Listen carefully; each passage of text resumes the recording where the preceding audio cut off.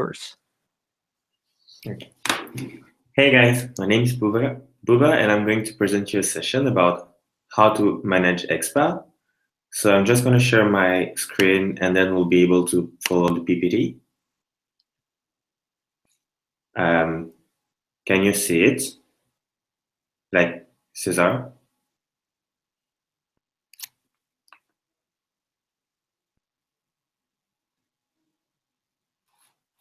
Yeah, it's just there's it can be seen on the YouTube. Okay, cool. So we can start. I'm going to introduce the agenda of today, and we're going to start with how to create an organization on EXPA. Then we'll be going through how to create an opportunity and how to manage the application. And the final part will be the Q&A.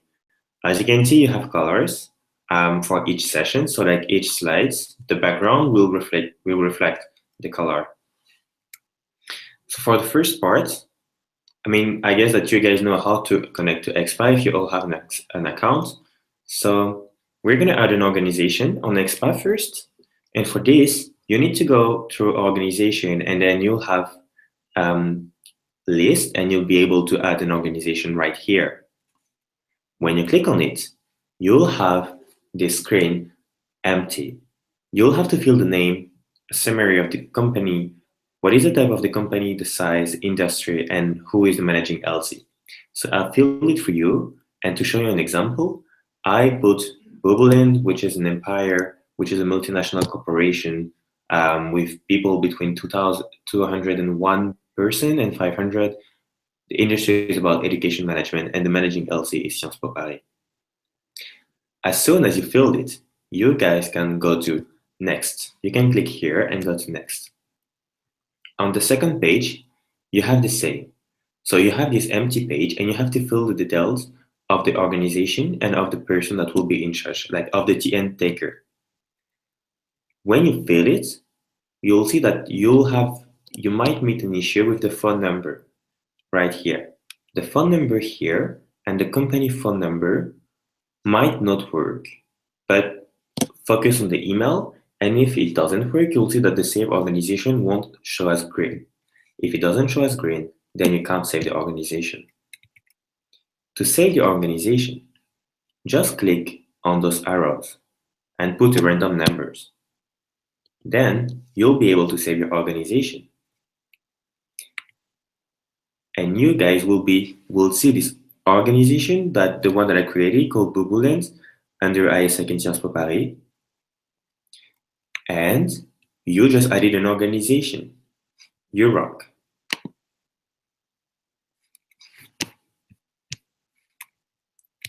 Now we can go to the second part. How can I create an opportunity now that I have the organization? To create an opportunity, you guys have to go back to the home page and click on Add an Opportunity. When you click on Add an Opportunity, you have to select a program. In AIESEC in France, we mainly focus on iGIP. This is the reason why that for this webinar, I decided to focus on GIP. When you click on it, same here, you have to fill all those gaps and add an organization. Add an opportunity, sorry. As soon as you fill all those gaps, you don't have to fill yet more info such as the role, skills, languages, and background. But as soon as you fill it, the button as Save an Opportunity as Draft will be green. You'll be able to click on it, and you guys will have an opportunity. However, because you haven't filled enough details, the opportunity will be a draft as long as you haven't filled all those information. As soon as all those information are filled, the opportunity will be able to be opened by the MC if approved. And once the opportunity is open, as you can see here by the MC, you guys will have an opportunity on EXPA. And this is the moment when we can reach the third part of this training session and go through the application management. So now that you have an opportunity, what can you do? You have to check the applications because you've been doing promotion, you had tons of applicants, and you reached 129 applications. When you click on these applications here, you have a bunch of applicants, and I decided to pick one randomly. With this, you have the matchability, which is something that still needs to be improved on EXPA, because as you might know, EXPA is still a website that we're building in AIESEC International, so it is not fully operational. But the pro match, like the matchability, is supposed to be based on info like this one. So for instance, this exchange participant filled qualities, and through the quality, she filled a couple of skills, the backgrounds that she has, and the languages. On the opportunity that you filled, you added as well skills, background, languages. For this, thanks to this, we can develop this matchability percentage. And this is the moment where we can see if the person is a poor match or high match, because her skills, her background, the languages that she speaks can match the opportunity. This is going to be helpful. But you can help yourself as well with the LDM. The LDM is the leadership development model. And if you haven't taken this survey yet, when you apply on an opportunity on EXPA, you have to enter to a set of 48 questions. And for this, we can see if your applicants are on the good way to empower others, if they're on the good way to if they're self-aware, if they're solution-oriented, or if they're world citizen.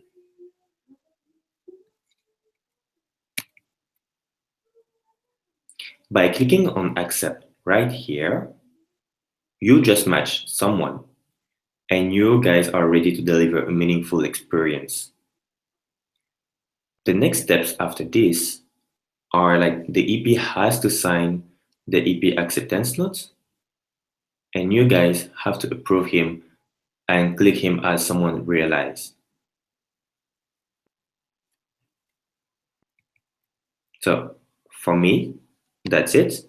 And if you guys have some questions about what I said today, you can just comment on the post of the Google Hangouts of the YouTube webinar training session, and I will read them and I will answer you live.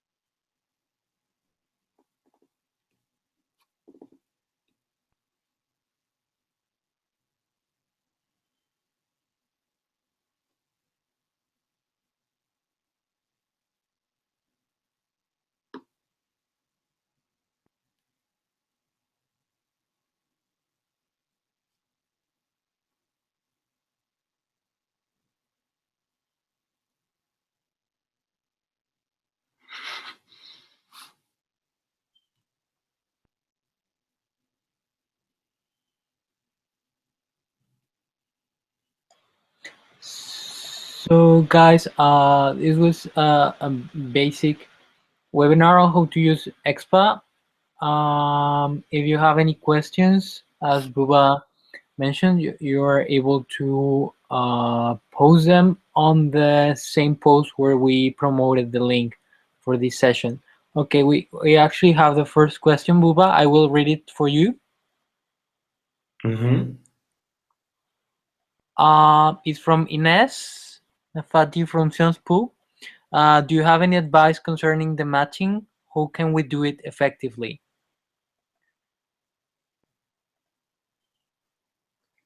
I think there's another session about how to like improve the matching process and make it more efficient. Like this session is more about how to handle EXPA and how to use it properly. Yes, there will be another session delivered by our NST National Matching, Amanda, and about how to do effective matching on Wednesday. And also Marie will be delivering another one on how to do opportunity promotion, how to run interviews next Monday at 9 p.m.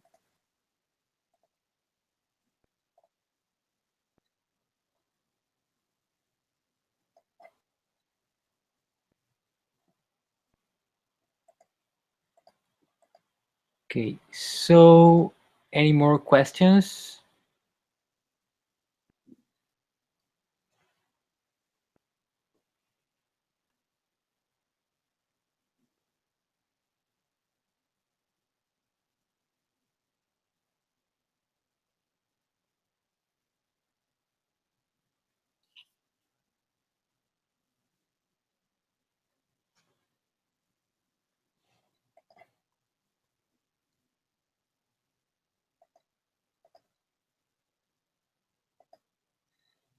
Okay, if not, I think we can finish here. Anyways, this webinar will be recorded and you can still make questions to Buba. And remember, we're having 2 more webinars on matching the next week. So they will be super interesting, and please stay tuned.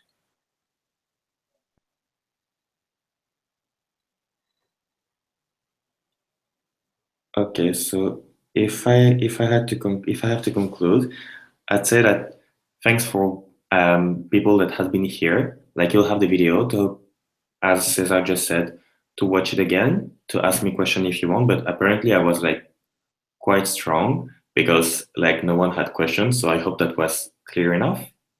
But you can still contact me per email or through Facebook. Thanks, guys.